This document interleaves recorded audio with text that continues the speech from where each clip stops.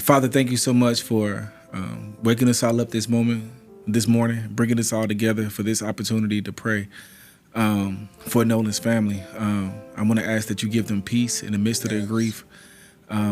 Allow them to be able to have a community around them that can pour into them, comfort them, and help them to investigate and continue to get justice. Good morning, good evening, good afternoon, wherever you may be. My name is Jamal Jordan, and I am the host of the I Am Him podcast. And today we'll be talking about Nolan Wells and his tragedy. Not so much his tragedy, but how do you keep your children safe when hanging around people who don't look like you? Come and join us for this journey.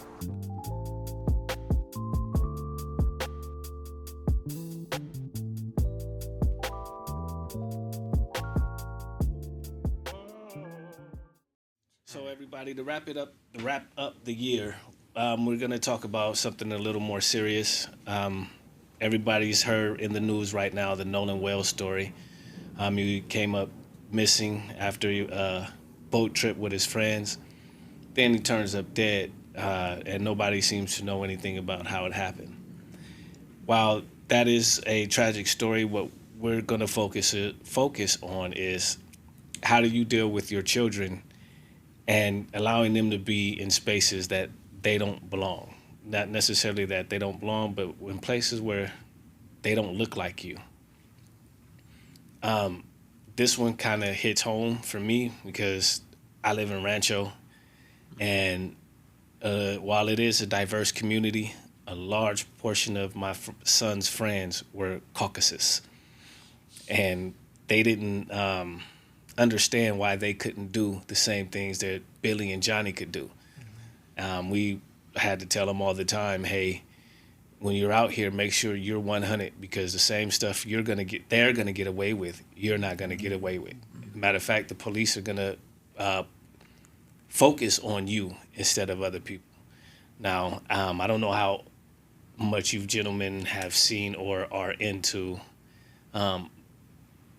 social media and seen the different times or the disparity of our justice system when it comes to our brothers and sisters, but that's always been something that I've hated, that you can do the same thing that Johnny can do and you'll end up doing 25 to life for it, and he gets off with 2 years of probation. Yeah. So I don't know if either of you have children who've been in that situation, because I was raised in the hood. Everybody looked like me when I grew up. Yeah. But I dread my sons being out in certain communities because they're targets. And they'll be targeted for just being black. So how would you deal with something like that? Anybody? Well, I'll go because my sons are young, so they're not going out with friends yet, you know. And my youngest is 4, and when I read about the situation, one of the first things I said was, I know him, and I know he wouldn't have said, hey, I'm not coming back on the boat with the same friends. I'm waiting for another group, like, you know, and I wouldn't have been able to let that rest. But to talk about the subject at large, you know, I grew up in Louisiana, so mainly police officers I've had bad run-ins with, who've shown racist cards, you know what I'm saying? So I've experienced it a lot, you know, being pinpointed and being separated from. If you're with a group of people, they separate you. So I've experienced it, and I think the saddest part about it is not even. I mean, the getting picked on is hard to deal with, but knowing that a crime can happen to you, and you might not get justice. You know what I mean? And you can fight, but they don't look at you the same way, so you might not get justice. And I think that was the hardest thing to sit with, dealing with it. And I feel like that's gonna be hard to tell my kid, is that justice for you on this earth may not exist in the way that it exists for other people. And that's just a reality. You know what I mean? That you have to walk around dealing with that. Did you have a problem? Did you even see the fact that, or first, did you have all white friends? No, I didn't have all white friends. Okay. No, but I grew up in a neighborhood. Well, we moved to a neighborhood eventually that was a suburban neighborhood.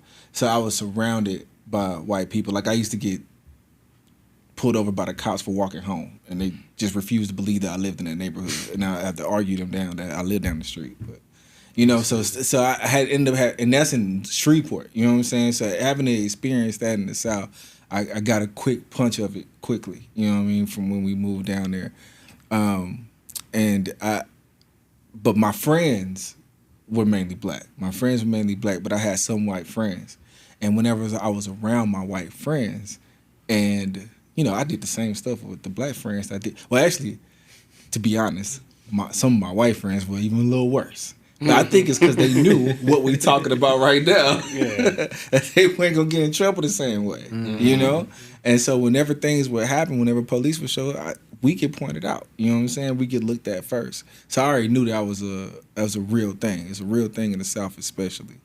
So that I feel like I don't have a whole lot of thoughts on it. I don't know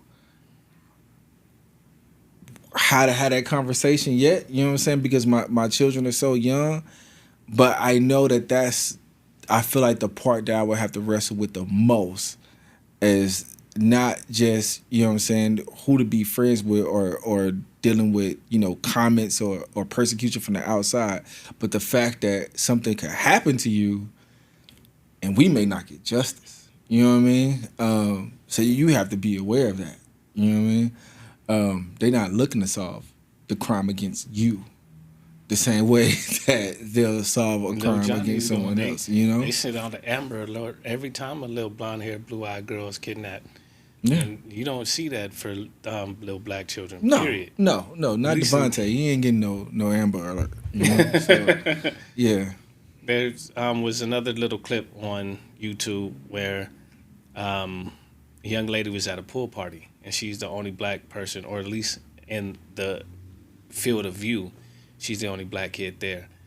And there's kids trying to throw her in the pool, and she's running away and is like, yeah, nah, I don't want to get wet. Don't throw me in the pool. I just got my hair done. And little Johnny, again, I don't know if his name is Johnny, but little Johnny grabs her and jumps in the pool with her. And technically, if a little black kid did that, that'd be assault. Somebody be going to jail. But they're just laughing and joking it off. And again, I know when we were kids, we used to throw people in the pool who didn't want to go in the pool all the time. But we knew not to mess with a black girl, and her hair just got done. Because you didn't just have to deal with her. You had to deal with her mama coming back who spent all that money to get her hair looking good. So, yeah, we might splash you a little bit or whatever, but if you're talking about... I don't know what that's about. Not the hair. So, I really... like I said, this is something that kind of hits home for me because I've always tried to teach my sons that, hey, you're in a situation that you're not going to be able to control. It doesn't matter what you do. You can be in a car full of people smoking weed and doing whatever, but if you're the only black kid in that car, they're going to pull you out and not the other five. And I don't know how much Nolan's family did to try to include him into black circles, but we made sure that if they didn't have places to go at school, we took them around their cousins and their friends to be able to have black friends, to have that experience of not having to be alone in a school or in a place that's not familiar to you, where the people around you don't look like you. And I don't know how many people who like being, and nobody wants to stay in the hood where it's gunfire and you got to worry about your child walking down the street. But when you move to some of these suburban neighborhoods, you got to be mindful that, hey, you're trying to give your son a better life, but you also could be putting him in direct danger by doing that. It's not, there's always a compromise, or not a compromise. What do they call it? There's always something you're giving up in order to gain what you want. So the fact that you're there trying to give him a better education, better chance at life, you're also probably putting his life in jeopardy from the same police that you were trying to protect him from. And I'll say that real quick too. I think, because that reminds me of my story. Like, being in that suburban area, you know, we was in the hood when we were out here. When we moved out there and went to that suburban area, I felt way less protected. You know what I'm saying? Way more vulnerable being out there.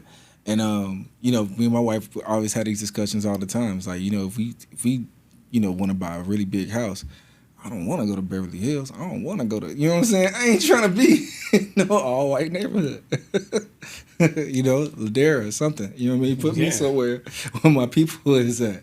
And when I was young, though, I wanted to be in Bel Air. I wanted to be, you know what I mean? Because I didn't know the difference. I didn't know. But when that reality hits you, it's like, no, actually, I don't want to be where my people are or not. Yeah, it's there. Like, you know, and, you know, me, I moved from, you know, Gardena to, you know, Orange County and stuff like that. Gardena is hard on black people, though, bro.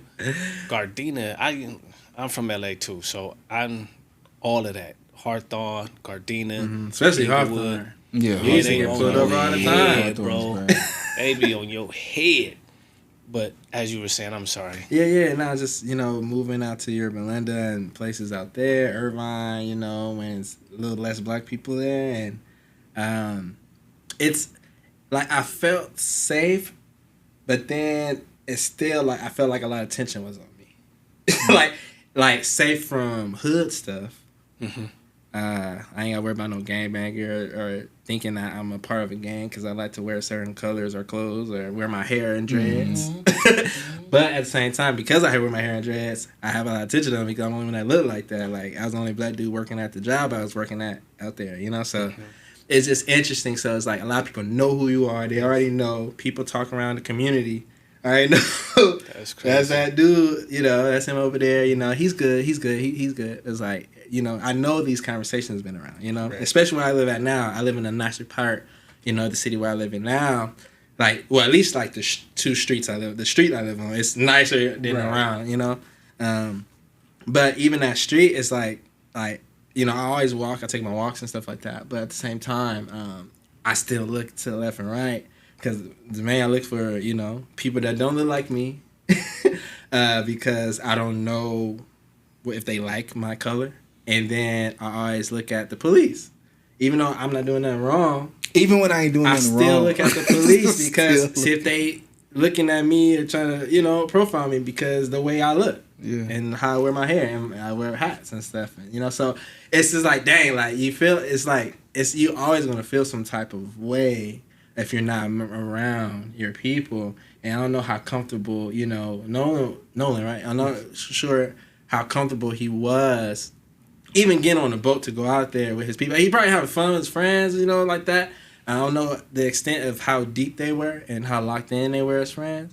But as far as just, you know, you being the only one out there, I would feel some type of one other homie out there. But again, I would feel insecure. I would feel some type of insecure, vulnerable because it's like, all right, and I don't know if he done that before, you know.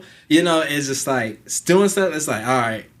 That seems like I need to make sure I have someone that I really know that's close. Like if it's something like that, I'll make sure I have Dre with me. Like Dre gotta come with me. Or if I do a film, you know, some shoot something, and I know it's like if it's a girl there or if it's someone that looks kind of questionable, like that's trying to book me for something, I'm bringing him. Like I ain't gonna do that job by myself because I don't even know what you got going on. You know, because you never know in this world. You know, you never know. And there's two things that kind of caught my attention from both of your experiences. One thing that you said, you don't know what crime could be done to you. Mm-hmm. And if no one else caught that when that was uttered, I caught it because as opposed to you creating or doing a crime, okay, yeah, what crime could be done to you just for being in a certain setting or experience, right? Yeah. And the fact that we have to always be conscious of the fact that us going somewhere can be perceived as us doing something that we're not supposed to be doing, right? And so the authority, the powers that be, that can essentially do wrong to you when they're not even supposed to, they're supposed to operate within the color of the law, you always still have to keep that in mind, right? But then to even hear you say, I live in a certain neighborhood where, at least within a certain radius of streets, I'm good, right? I can go run and so forth. Ahmaud Arbery thought that he could go and run, and thought that he was going to simply come back home. And unfortunately, he's no longer here with us. And it's like we always have to take into consideration the simple things that, for us, we would just consider normal liberties. I'm going for a walk. Yeah. I'm going for a run. Yeah, you I'm see going to everybody outside. Right. Everybody out there walking dogs. Everybody out Correct. there, taking trips. Yeah. Everybody doing it. Man. It just seemed like it's The everybody, simple fact that we can't even go to 7-Eleven to just get Skittles and an Arizona tea like Trayvon Martin did. 'Cause that's all he did. Without being questioned, I looked that kind of funny. But right? him coming back into a community that one person was not familiar with seeing him, thinks that his presence is questionable, and then takes upon himself to impart the law. That's crazy because I had not a similar situation. I didn't get shot, but there was my son, my young ones now, and he was riding his bike home trying to look for his key, and I was in the truck just following him, and he's a light bright, so a white woman just rolled by and was looking at me, then looked at him, and then said something to him like, "Are you okay?" I'm like, "Bitch, Are you okay? yeah, like, what you mean is he That's okay? wild. Like, this is my son. What are you talking to? Oh, that's your son. Yeah, take your nosy Karen ass somewhere else and keep driving."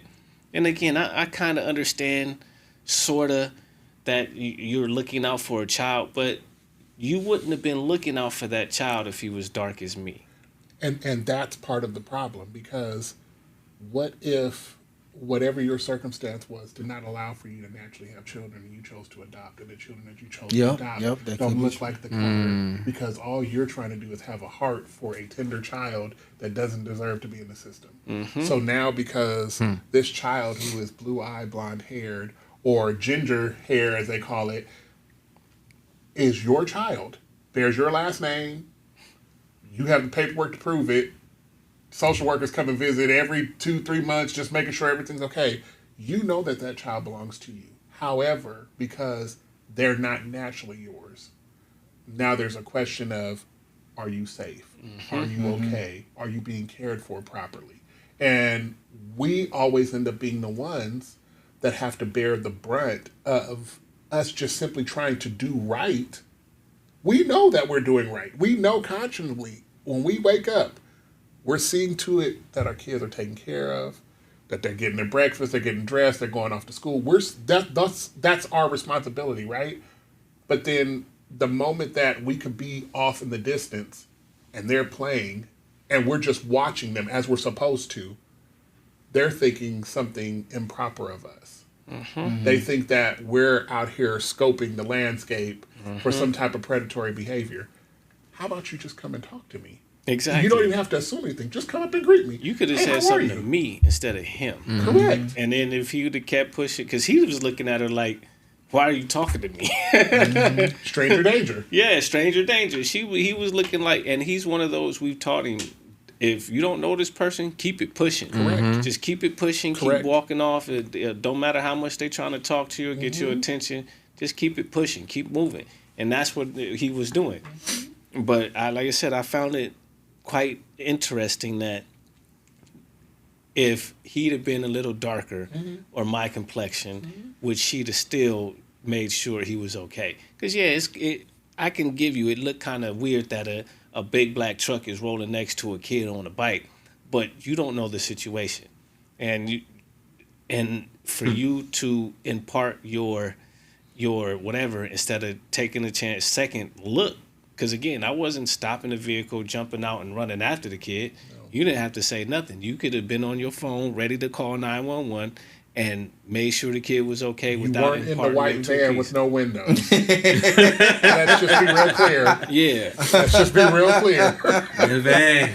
That'd be a different situation entirely. And not even just you being a black man, but just that scenario for what we've seen when we were growing up. That was the thing that we feared as kids. If you see a suspicious van, then you know it's time to hightail it, right? Yeah. And it's funny, I never thought it was going to be a black person in that van. I never thought about who. I never thought about who, but I just knew that the van Yeah. I'm That just was saying, my I never signal. thought about who either, but I never suspected it would be It a was black to me. person. It was always a white dude. Yeah, I always it was always gonna be a pictured white it would be dude trying to kidnap a white us. dude. Like, what was weird, what I found kind of weird is not about this situation, but what you said earlier. I never not felt safe in my neighborhood when I was coming up, even though there was gangs left and right. Like, I never not felt safe.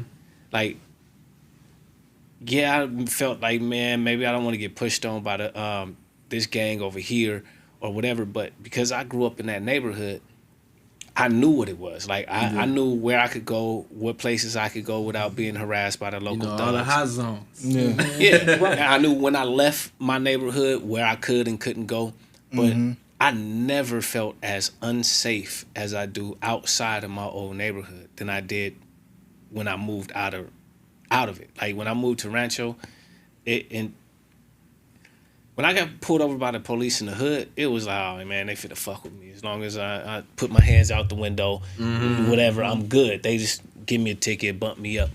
But when I get pulled over in Rancho, I worry about getting shot. It's bro. a different tone of tension. Yeah, it's different. Like, I promise you, it's not. Like I said, I never not felt safe.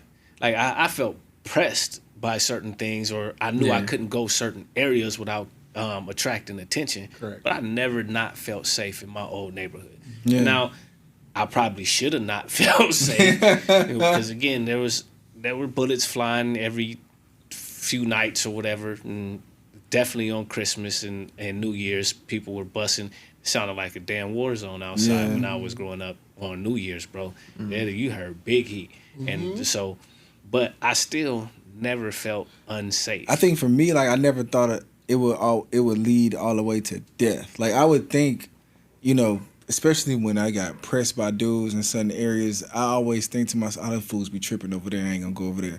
Man, they be, you know what I'm saying? Like, but it's always that way. Not like, oh damn, if I go over here, this is it. This might be it for me. But when I'm being detained by a police officer and he's seeing racist, I'd be thinking like, oh, that he might in my life.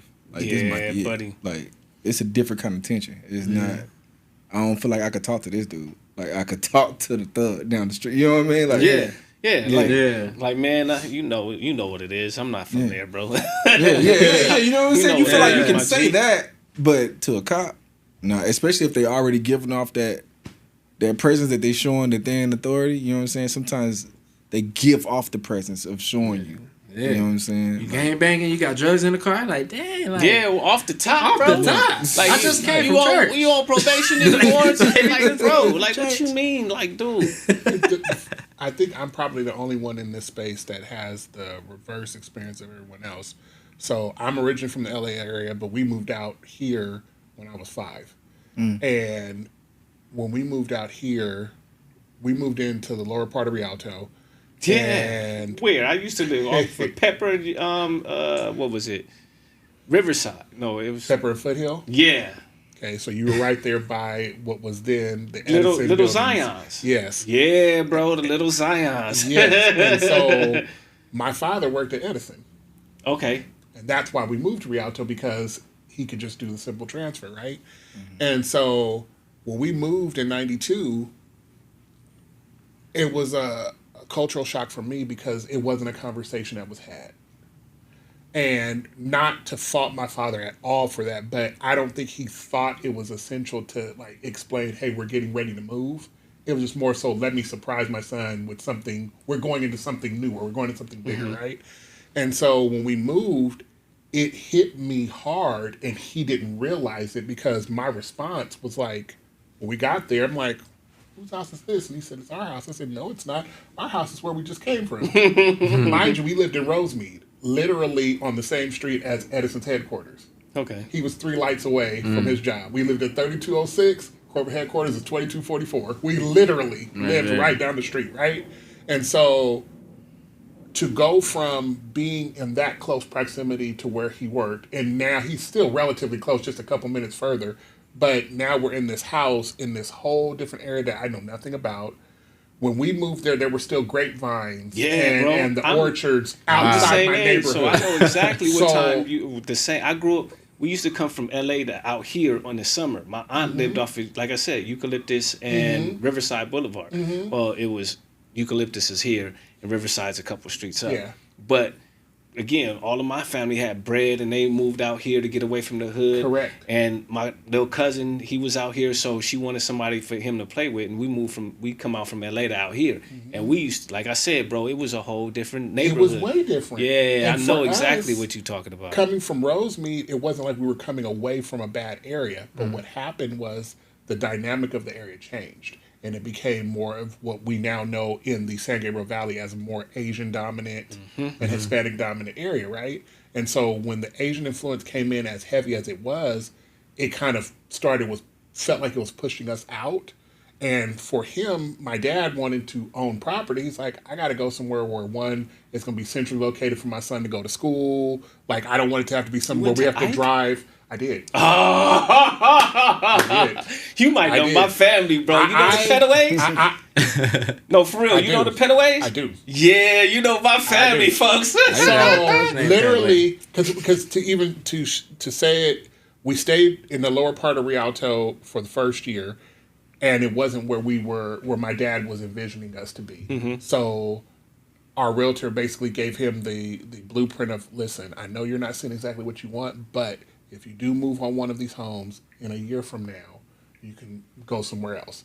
And so he literally put them to the test 13 months later, and we moved up to North Rialto on Riverside Avenue. Yeah, I know what you're talking about. So now we've right gone by the freeway, the from a 210. huge cultural shift even within Rialto. Yeah. Because the difference was if your zip code ended in 6, you were in regular Rialto. But if it ended in 7, you were on the north end. And that meant you were in a more affluent part of town. They had ranches over there still. Yes. Like there was a home that is no longer there anymore, but it was literally a mansion at the very back of our neighborhood. Yep. Huge. That was only one of one in that neighborhood. It's no longer there now because they now developed a community all of those back new there. houses back there. Yep. But when I came into that space then in '93, I went to Hugh Banks Elementary when I met your family, and I came in there and it was very, very few black children there.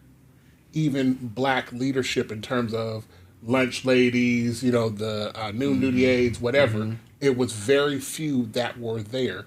And it wasn't until by the time I got to probably 3rd or 4th grade that now it became that actual mix and blend where I'm seeing people that actually look like me. But when I got there, I was one of probably a handful out of the entire campus in 1st grade. And I was just like, that was my normal for me because I didn't know no better. I'm literally growing up in this experience.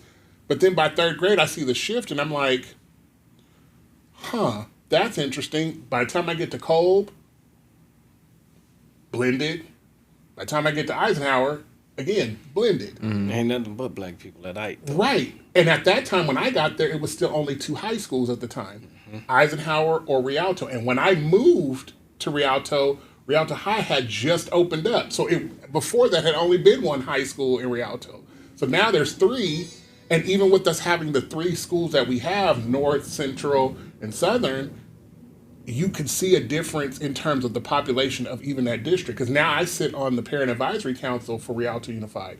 And so when I'm there, I'm representing with the population that is about 88 to 89% Latinx, which means that the remaining is about probably 6 to 7, maybe 8% black, and then everyone else is sprinkled in the few percent that remain. Yeah, that's changed so a lot. That changed huge. Rialto was not Latin. They No. When we were coming up, it was more white, and you had a few Asians and blacks sprinkled in. Correct. Rialto, I lived there in 2017, I think. I bought a house in Rialto right next to next to Arrowhead, like right across the street from Arrowhead.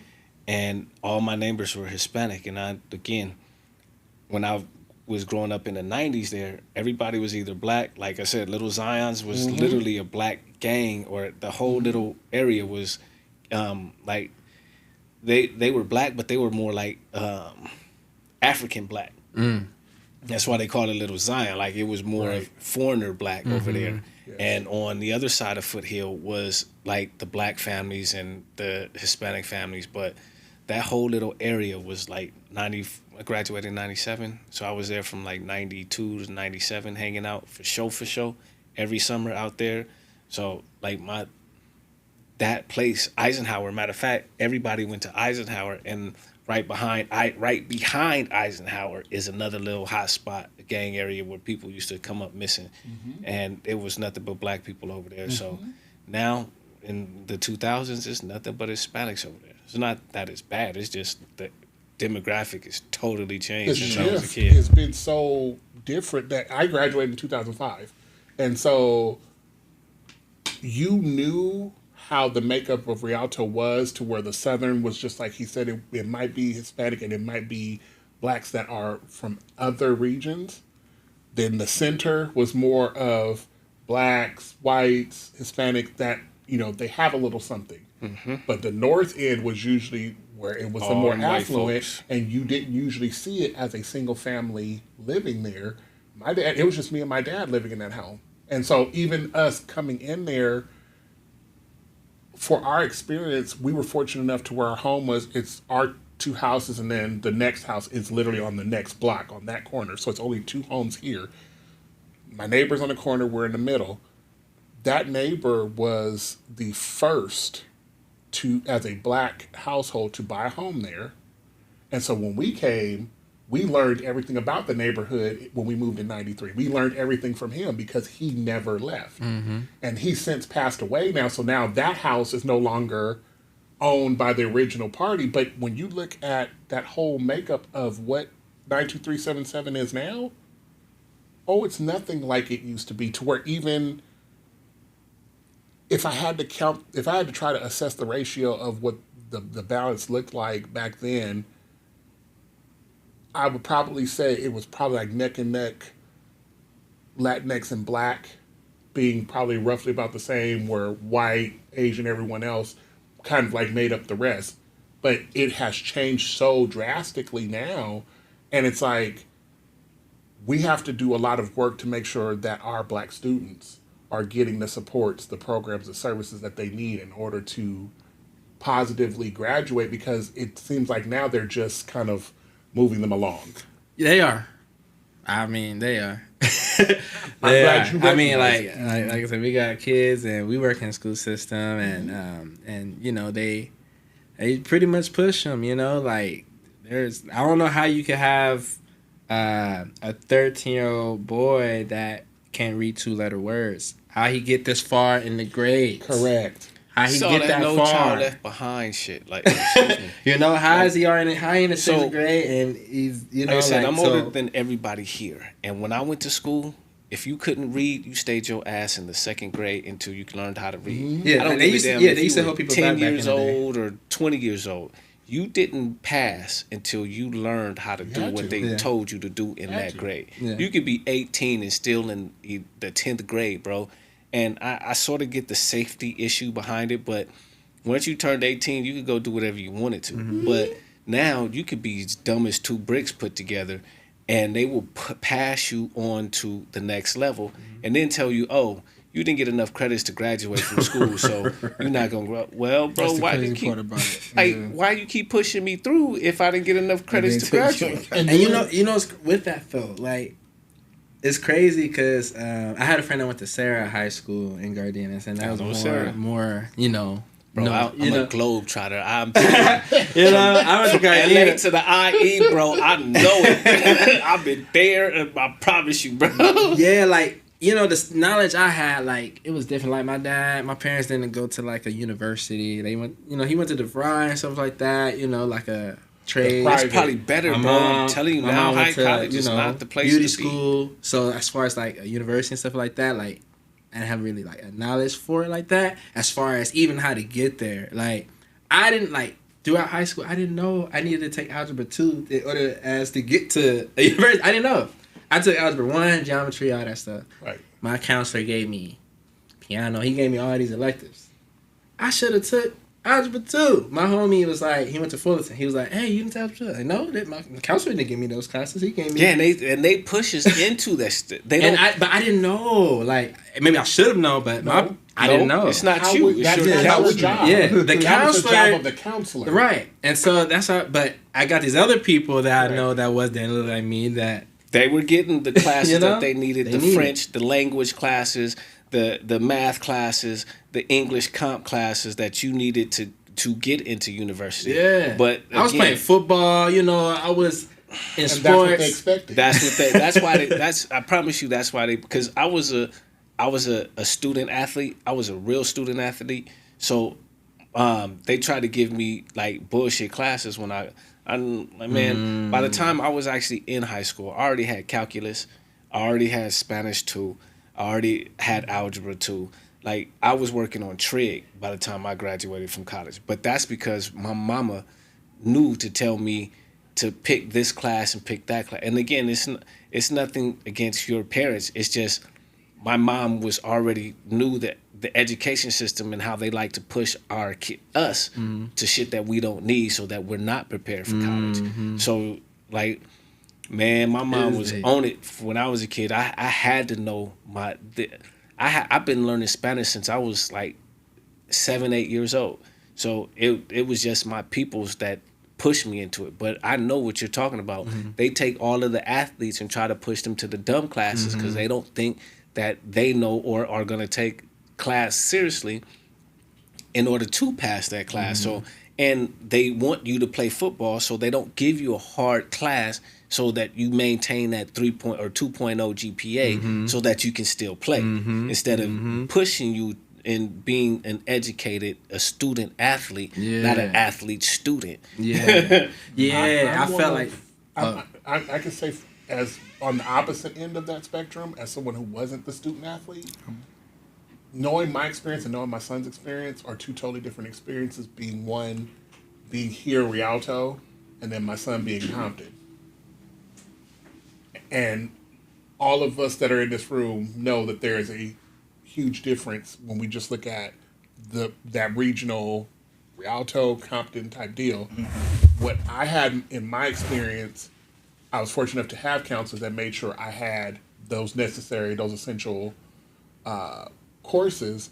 But where my son was, because he was in Compton Unified, those counselors didn't feel like it was essential for us to make sure that he was getting everything that he needed in order to be that representative or to be that student, right?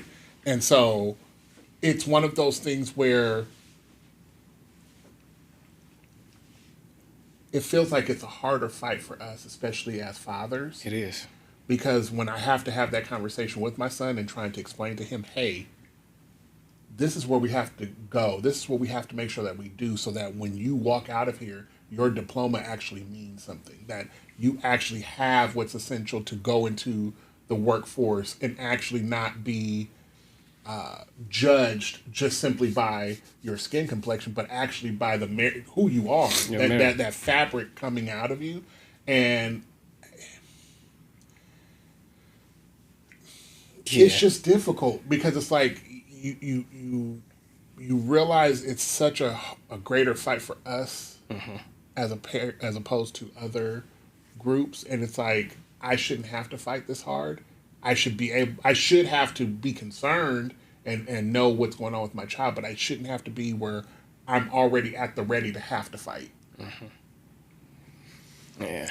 Real quick, I feel like when we open up with Nolan and family and stuff like that, I feel like probably say a prayer over that family or something like that, and and people that's been affected by it. Absolutely. Okay, I'll pray over Nolan's family. Well, pray for Nolan's family. Every head bowed, every eye closed. Father, thank you so much for waking us all up this morning, bringing us all together for this opportunity to pray for Nolan's family. I want to ask that you give them peace in the midst of their grief. Allow them to be able to have a community around them that can pour into them, comfort them, and help them to investigate and continue to get justice I know they want to be able to see other families feel inspired by their story, that they can continue to fight and be able to see justice. I want to ask that you allow all of them to be able to hear your voice in their lonely moments, that they're able to process with or with people in environments where the process is probably not going to be easy, but at least it can be eased by having the company of some people that can be around them. Father, ultimately, we also ask that this situation somehow, some kind of way, gives them the ability to become more like you, gives them more love, more compassion, more grace, more patience, and a better eye for justice, so that they'll also know that as they continue on through life and processing the grief of their son, that you're still looking out for them and that all hope is not lost. I ask all this in the powerful name of Jesus. Amen. Amen. And All right, everybody. Well, that does it for us, and thank you for tuning in. My name is Jamal Jordan, and this is the I Am Him podcast. Thank you again. You have a wonderful evening. Thank you for joining us on I Am Him podcast. We have come to the end of the year. Throughout this year, we've had some gut-wrenching conversations, some deep convos, some stuff that really hit the heart. I think some good information came out of this. Some stuff that I hope you guys are going to have to reflect on, that's going to make you better people ultimately. And I think that none of this would have been possible if you guys didn't tune in throughout the year. Y'all didn't share the content, like the content, comment on it. We really appreciate y'all. The energy that y'all gave us online is what kept us going out here. And we want to do more. We want to bring more men in. We want to have more conversations. And ultimately, we want to keep on expanding on this space so that you will know that men should be able to share freely without being judged, and that the truth can come out. So with that being said, I Am Him podcast signing out for the year. And remember that I am him because the great I am lives in me. Straight up.